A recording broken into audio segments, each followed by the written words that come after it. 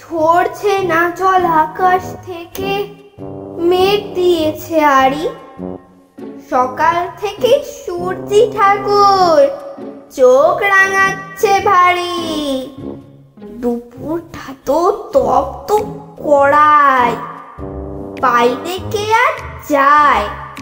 Pitch গলেছে শহর জুড়ে, সমস্ত রাস্তায়। বাবা বলেন, কোথায় যাবে, সাগর না পর্বত? মা হেসে কন, তার চেখা আম পোড়া শরবত। গ্রীষ্মকালের এই ছুটিতে বাপের বাড়ির টানে মায়ের ইচ্ছে এবার তিনি যাবেন বর্ধমানে।